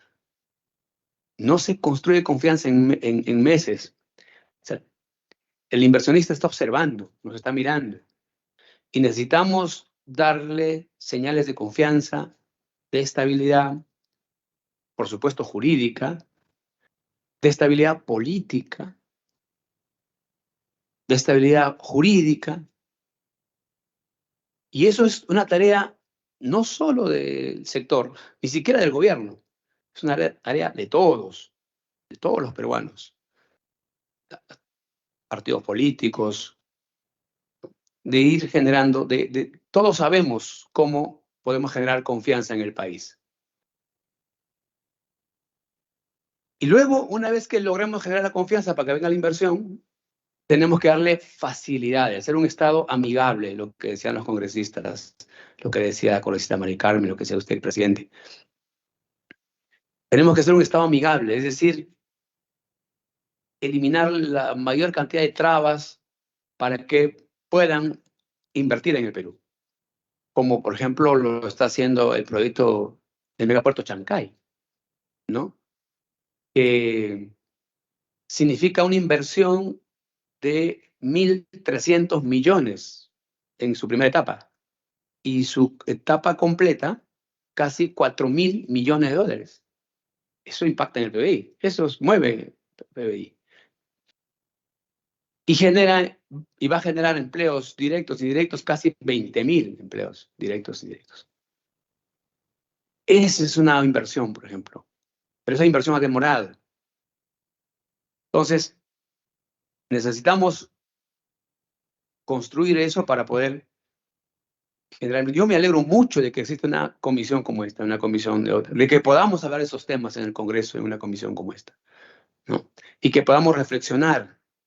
Ayer en el Consejo de Ministros igual también reflexionamos porque entró el tema de jóvenes productivos y hablamos de todas estas cosas. Y en general eso tiene que ser una reflexión nacional de todos, de que cada uno de nosotros qué hacemos para poder generar un... Yo lo que trato, y cada vez que me entrevistan digo eso, digo lo mismo, repito lo mismo, y siempre digo inversión privada, y siempre digo confianza, porque no hay otro camino, o sea, no hay otra forma, ¿no? Luego, sobre el programa Yancaso y la intervención en Madre de Dios, que me preguntaba el congresista Eduardo, de hecho mirando su región, porque eso es lo que hace un congresista, mirando su región. Y congresista, yo creo que hay dos buenas noticias ahí. Número uno es que, como expliqué más temprano, Yancaso ya no va a ser solamente intervenciones de 100.000 o de 150.000 para limpiar o acomodar o pintar. A partir de ahora, y eso ya podemos ir comunicándolo al gobernador, a los alcaldes de Madre de Dios, es que Yancaso ahora va a intervenir en obras de hasta 1.200.000. Con eso podremos hacer caminos, plazas, aulas escolares, en algunos lugares agua, desagüe, pistas, veredas. Y lo que se puede hacer, congresista, es, yo no tengo ningún inconveniente en desplazarme a la región o uno de los vices, el vice de promoción del empleo, con la directora, a hacer una asamblea con los alcaldes y explicarles técnicamente de cómo pueden armar sus expedientes, porque yo lo que necesito es un banco de expedientes para poder pedir recursos al MEF, ¿no? La congresista María Carmen Alba, que es de nuestra casa, porque es de nuestra casa, tenemos buena referencia de ella en el paso por el ministerio, sabe muy bien que este programa solo funciona cuando vas y le dices al MEF, tengo proyectos, tengo mi banco de proyectos. Si no tienes el banco de proyectos, no te financias. Entonces, armemos un banco de proyectos en Madre de Dios y pidamos entonces la financiación y nos ponemos de acuerdo ahora mismo y vemos cuándo nos desplazamos a Madre de Dios.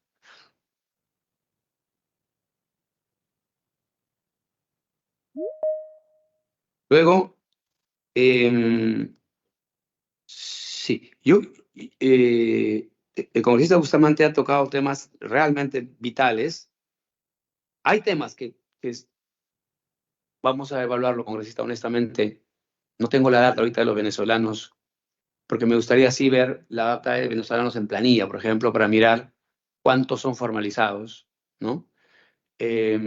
Cuántos ellos están en el mercado informal, y también quizás promover un estudio a partir de ahí de cuál es el impacto de la migración, ¿no?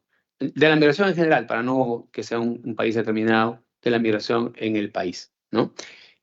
¿Por qué es importante eso? Antes de la migración venezolana, yo les comenté también de más temprano de que la planilla registraba mucho colombiano, pero era por la demanda de técnicos, y en Colombia había buenos técnicos porque ellos tienen un SENA, ¿no? De hecho, que ahora debe estar alterado la planilla. Vamos a mirar en el tema de la planilla de migración. Le voy a hacer un informe, presidente, y también a los congresistas para que ustedes tengan un panorama más o menos de eso. Ahora, lo que por supuesto... Si me permite la interrupción, Sí. señor ministro, solamente para aclarar la naturaleza de mi consulta sobre la migración, sobre los venezolanos en el Perú. Es usted, digamos, la hipótesis o la premisa supuesta detrás de decir que la razón por la que tenemos 25% de trabajadores informales en el Perú es porque la empleabilidad de los jóvenes, o en general de los trabajadores, está limitada por su educación, por su incapacidad, por ejemplo, digital, ¿no? Entonces la pregunta es, hagamos el experimento mirando una población que ha venido a Perú, pero que tiene una estructura distinta. Los porcentajes de trabajadores o de venezolanos, vamos a decir en general, que han migrado a Perú y que han adquirido la capacidad de poder trabajar formalmente. La pregunta es, ¿estos tienen una formación educativa distinta que el peruano? Y si es así, mejor, porque podemos ver, ellos están mejor empleados que los peruanos o están igual de empleados que los peruanos, a pesar de tener una composición educativa distinta, ¿no? Entonces nos permitirá poder evaluar si las razones que estamos aplicando para justificar nuestra baja tasa de formalidad en el empleo es competencia realmente es responsabilidad más bien de las competencias laborales inexistentes, ¿no? Educativas inexistentes. Sí. Gracias, presidente. Gracias. Sí, yo tengo en realidad percepciones, pero como ministro, cada cosa que yo diga es oficial. De manera que tengo que hacer una evaluación y dar una información oficial. Tengo una percepción, o sea, hemos detectado, por ejemplo, 600.000 autoempleados. Y normalmente los autoempleados son personas que tienen competencias blandas y duras, que podría ser de los migrantes. Y en consecuencia, rápidamente han hecho autoempleos y en diferentes rubros. Y se ve en la calle, por supuesto, mucho autoempleo de los migrantes. Pero es mi percepción, o sea, es una percepción. Pero yo, frente a un requerimiento suyo, tengo que dar la información oficial. En consecuencia, corresponde que los equipos nos pongamos a trabajar en eso y veamos, le diré, tantos hay en planilla, tantos tenemos aquí o tantos hemos logrado detectar en estos lados, para que más o menos a partir de ahí usted también tenga conclusiones y nosotros también. Es un buen aporte para establecer políticas públicas, ¿no? Lo bueno de esta reunión, presidente, es que nos llevamos un montón de tareas, mucho aporte, y que nos va a ayudar, por supuesto, en nuestro trabajo. Y uno de ellos es el tema de los migrantes en este sector. Luego, sí, hay temas también. Usted ha tocado el tema de salud. Es crucial el tema de salud. Sí necesitamos una mirada del mediano y largo plazo en salud, porque dentro de pocos días va a salir el informe actuarial de salud. Yo ya recibí un avance y es probable que en 2 años tengamos déficit en salud. ¿Por qué? Porque, como todos sabemos, y usted lo ha explicado muy bien, los ingresos de salud no se han incrementado, incluso algunos a veces ha disminuido, y a veces por reformas legislativas han ido disminuyéndose los ingresos de salud, ¿no? Y sin embargo los egresos siguen aumentando. Por los requerimientos de salud se incrementan, más hospitales, más servicios, más gente, ¿no? Entonces se va incrementando. Pues eso va a ser un punto crucial que también tenemos que tocarlo en el diálogo nacional, pero también tocarlo en todas las instancias, ¿no? Y eso es, ojalá que sea pronto el informe actuarial para que también los trabajadores vean, porque finalmente ellos son dueños de casa también, y vean la habilidad de su institución, ¿no? Eso es. Ahora, con relación al tema de la informalidad dentro del Estado, también es un tema complejo, presidente. ¿No? Tercero, esos son los famosos terceros que hay en todas partes, Poder Judicial, creo que hasta en el Congreso y en todos lugares hay. Y tenemos eso frente también a la gran sobrepoblación que recibió el Estado por la justamente alta rotación de presidentes y que cada uno llega con un montón de gente, lleva, y al final tenemos estables, o sea, tenemos una sobrepoblación de trabajadores en el Estado. Y, y hay que ver, y eso sí, también es otra tarea que tenemos estas políticas públicas de cómo hacemos para manejar este tema a fin de que el Estado no se siga sobrepoblando, ¿no? Y, y también, por otro lado, mirar los derechos laborales de los trabajadores. Entonces, ahí tenemos que hacer una ponderación importante en finalmente decidir con una política pública desde qué hacemos. Presidente, nos vamos con las recomendaciones, con las tareas que usted, con los aportes que nos han hecho los congresistas y de hecho nosotros, nuestro compromiso de seguir trabajando y seguramente habrá otra oportunidad para estar en esta comisión y que espero que para la próxima podamos traer mayor avance. La congresista María Carmen Alba decía que ojalá no escuchemos el mismo discurso siempre, y eso es la idea. Pero la idea es, el tema es que cómo hacemos que el capital humano impacte en la productividad es un tema estructural y los sistemas y las reformas estructurales no son de corto plazo. Las reformas estructurales tienen perspectiva de mediano y largo plazo, pero tienen que comenzarse. Y lo que estamos haciendo ahora es iniciando estas reformas estructurales, poniendo los datos que son duros, pero tenemos que ponerlos para que sea una reflexión de todos. Y de hecho que vamos a avanzar. Mañana sale algo. Yo espero que en 2 o 3 meses ya debemos tener también el tema del instituto tipo SENA o tipo INA, porque ahí necesitamos una gran inversión. Tenemos que ver la fuente de financiamiento para que sea permanente. Este no es un programa donde podamos tener un año y el próximo año se cierra. Y eso es la dificultad, ¿no? La idea está, el equipo está trabajando en eso, pero en qué momento lo podemos anunciar es cuando tengamos ya la financiación. Entonces, hay muchas cosas más que hacer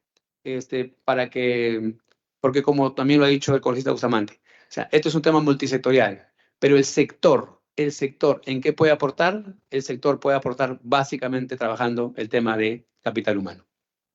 Nada más, presidente. Muchas gracias. Gracias, señor ministro. Ha pedido la palabra la congresista Mari Carmen Alba. Sí, gracias, presidente, a través de usted. Solamente por un comentario que ha hecho el ministro Maurate. Salud tiene un problema no de ahora, de años de burocracia y de corrupción interna. Hay que decirlo, las cosas como son, ¿no? Porque acaba de mencionar que por temas legislativos, algún proyecto de ley que se ha aprobado tiene menos ingresos. No, el tema ingresos tiene.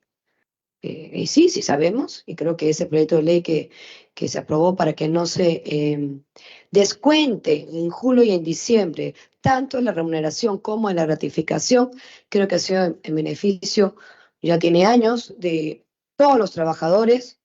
Fue un proyecto, por cierto, de Acción Popular, del congresista García Belaúnde, y creo que eso fue en beneficio de todos los trabajadores, porque el argumento era: ¿por qué tienes que aportar 2 veces en un mismo mes y te atiendes una vez? Y se señaló y se quedó clarísimo que ingresos sí tienen. El problema ha sido tanta burocracia y mal manejo interno económicamente de las mismas administraciones de salud. Y si bien eso un poco, presidente, por su comentario, Si bien es salud, depende del sector de trabajo, no tiene injerencia ni en su organización funcional, administrativa, ni en sus decisiones. Eso hay que aclararlo. Solamente pertenece a ese sector, pero no tiene decisión en los temas que ellos plantean, organizan y cómo distribuyen su trabajo y sus decisiones políticas. Entonces, a veces cuando hay algún problema en la salud, llaman inmediatamente al ministro de Trabajo, ¿no? Porque depende del sector. Pero de verdad, los responsables son los mismos de salud y los que encabezan en ese momento. Entiendo que ahora hay una nueva jefa de salud, no la conozco, pero esperemos que haga una buena labor. Pero por ahí va el tema, ¿no? Ojalá que la presidenta de salud, que también es un tema de años, que hace 15 años nos sentamos acá y escuchamos eso, y solamente de aquí a 20 años vamos a volver a escuchar lo mismo, de la gran burocracia y problemática que es para manejar esta institución. Esa es la verdad. Solamente para el tema dual, que es un tema muy importante, y cuando estuve en el Congreso, perdón, en el Ministerio de Trabajo, empezamos a ver ese tema. Ojalá que se concrete, porque se avanzó en ese momento, ¿no? El tema dual es un tema que nació en Alemania, en Europa, ¿no? Conozco muchas personas que se han educado trabajando y siendo educados en la carrera técnica o en la carrera profesional, y este tema también, el discurso de que todo el mundo quiere ir a una educación superior, a la universidad, y no ven los temas técnicos, también se vio hace 15 años, hace 20 años. Y hay que hacer campañas, ministro, a través de la presidencia, campañas de que vayan pues a los institutos técnicos y que no vayan a la universidad porque les es más fácil para conseguir trabajo y que pueden ganar bien. Pero eso tiene que ser una política pública y salir del Ejecutivo. No se escucha el tema de campañas y la comunicación. Ministro, usted sabe que es importantísimo, es esencial en una política pública y en algo que uno quiere que cambie, ¿no? Y que quede en la mentalidad de los peruanos. No nos olvidemos nunca, ¿no? Que en nuestro país, ya no sé si son 15 o 20 años, nadie se ponía el cinturón de seguridad y ahora nosotros nos sentamos en el carro y ni siquiera lo pensamos y nos ponemos el cinturón. Y siempre pensamos que eso no lo íbamos a hacer nunca, ¿no? Eso fue producto de una campaña de concientización y eso creo que es lo que hay que hacer. Gracias. Sí, tiene la palabra el congresista Saluana. Le ha pedido la palabra. Sí, presidente, gracias. Maricana me toca un tema que me gustaría a mí ahondar, el tema de salud. El ministro ha dicho con propiedad que efectivamente si queremos generar desarrollo, empleo, formalización, es la estabilidad política, jurídica. Eso ya creo que es un tema que todos los tenemos bastante claro. Pero eso recomendaríamos, ministro, a través de la presidencia, que se lleve a la práctica, ¿no? Porque, por ejemplo, en salud, solo en este gobierno tenemos ya 2 o 3 presidentes ejecutivos. Con el gobierno anterior, igual. O sea, ¿cuántos presidentes hemos tenido de salud en los últimos 2 años? ¿4, 6? Entonces, ¿cómo podemos pedirle a esa pobre entidad políticas, estrategias, acciones? Si estamos... Yo creo que esa es una autocrítica que el gobierno de la presidenta Boluarte tiene que hacerse seriamente. O sea, si hemos criticado tanto al gobierno del señor Castillo por la precariedad de los ministros, estamos haciendo lo mismo en algunos sectores, ¿no? Entonces yo le exhortaríamos al ministro, ya, la persona que le han designado ahora, que se le dé estabilidad, que se le dé autonomía, que las influencias políticas no metan la mano ahí, que se vigile el tema de las compras en esa salud, porque como bien ha dicho Mari Carmen, nos enteramos de situaciones bastante complicadas en esa salud. ¿Y eso incide en quién? En el pésimo servicio que brindamos. Uno va a los hospitales de, no solamente el Ministerio de Salud, o sea, la salud en general está pésima, o sea, la salud enferma. Ni qué decirle el hospital de mi región, en Madre de Dios. No hay especialistas, no hay reactivos. El programa de visitas médicas, de operaciones, de intervenciones quirúrgicas en provincia a través del Hospital Perú, creo que se llama, ya año creo que no sale a provincias.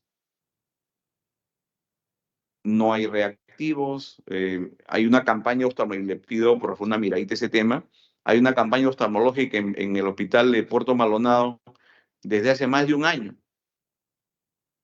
Van a hacerse los exámenes de laboratorio para el riesgo quirúrgico, le sacan la sangre y dicen que tienen que volver a sacarse sangre porque no hay reactivos.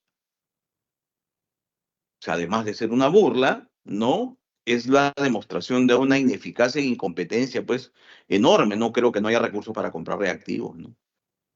Le miden los lentes, no les compran, o sea, en realidad maltratamos al ciudadano.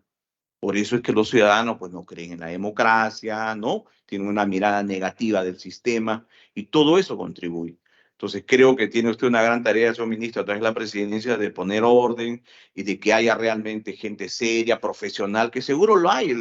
Tenemos médicos competentes, profesionales capaces, que sean ellos los que asuman estas altas responsabilidades al margen de influencias o situaciones de tipo político o amical, ¿no? Que creo que es lo que importa para que una entidad funcione y camine de manera profesional y en bien de la población. Gracias, presidente. Muchas gracias, congresista Salvana. Eh, entonces, yo creo que deberíamos agendar una invitación para la señora presidenta ejecutiva de Salud, de manera que en noviembre quizá pueda presentar los alcances de sus planes de trabajo, ¿no? Especialmente relacionados a lo que compete a esta comisión. Bueno, con esto yo quiero entonces agradecer al señor Daniel Maurate Romero, ministro de Trabajo y Promoción del Empleo, así como a los señores Jesús Valdeón y Juan Navarro, viceministros en Trabajo y Promoción del Empleo, por su presencia y participación en esta sesión y, por supuesto, en el momento que lo consideren pertinente pueden abandonar la sala. Entonces hacemos un pequeño receso, hacemos una foto y luego continuamos con la sesión. Gracias.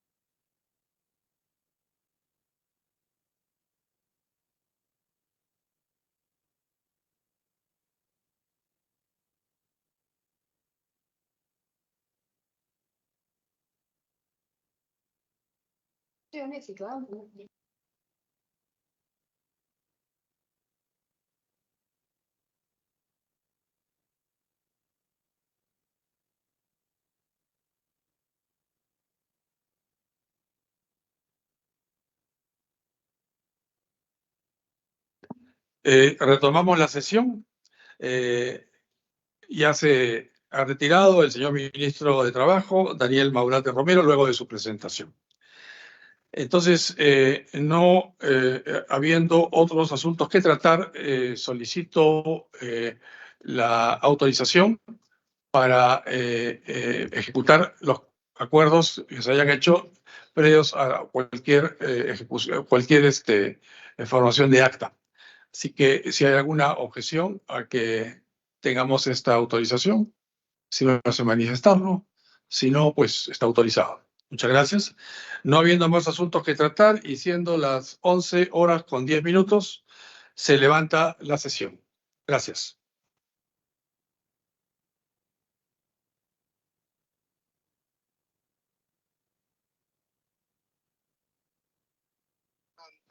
Que tengan buena tarde, colega, señor presidente.